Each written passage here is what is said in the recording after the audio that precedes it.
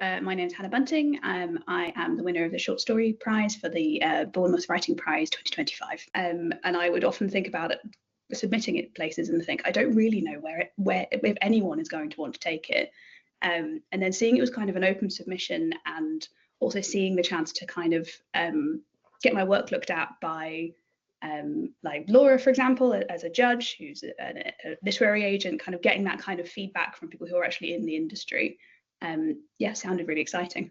Time that I've had that kind of like external recognition for my work. I've been writing for pretty much my whole life, but it's the first time that I've had someone properly say, we like your work and we want to publish it. I thought, oh, obviously it'd be amazing to win, but I'm sure it's not going to happen. There'll be so much great stuff out there.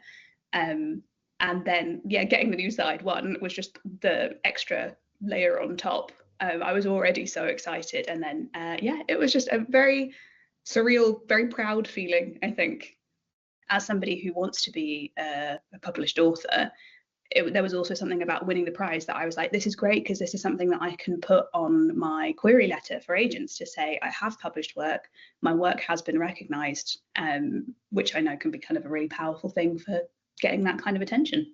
When I found out that part of the first place prize was going to be reading my work aloud with a band in the background, I think even before I won, I think there was a moment where I thought, well, winning would be amazing, but I might not have to do this scary thing if I don't win. So when I won, I was like, that's so exciting. And then I thought, there's a very scary thing I now should do. And I had the opportunity to not do it, but I thought, no, I want to kind of throw myself into it. And yeah, there was a point where I think reading it in front of the band felt a little bit intimidating, because I thought, what if I get distracted, or what if they don't sort of recognize the tone of the piece? How are they going to work with a short story rather than with a poem, which sort of has a more natural rhythm you can follow? So yeah, I was nervous in the lead up to it. And then I think I got there on the day, and first of all, you get there and you think, I'm surrounded by people who are nerds about writing and poetry. So there's nobody who sat in that audience thinking, I hope this person does terribly. I've always hated short stories and poetry. But it was such a sort of supportive environment. But then also having the band actually meant that, first of all, you had somebody who was kind of there as backup. You were all in it together.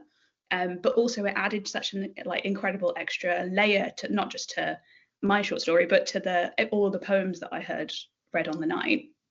It just added like a real extra layer of emotion and drama. And as somebody who can get a bit nervous and get a bit gabbly on stage, it was also really nice that it gave you the opportunity to slow down and just enjoy the whole performance. And yeah, they were incredible. My partner, who is not really a poetry person at all, was just blown away by the whole thing, just because it felt like such an incredible performance. If someone was thinking about entering the prize and you're not sure whether or not to go for it, I would say genuinely just go for it. First of all, you have nothing to lose from submitting. Second of all, I think the opportunity to get your work published is so exciting and so rewarding to see. But also throughout the whole process of getting shortlisted and winning the prize and communicating with everybody who's been involved in it, it's been such an enjoyable, supportive, exciting experience. And it's just been so nice to kind of work alongside people who are just as passionate about this stuff as I am. And obviously you can win prize money and get to read your work in front of people and see it published. So that can never be a bad thing.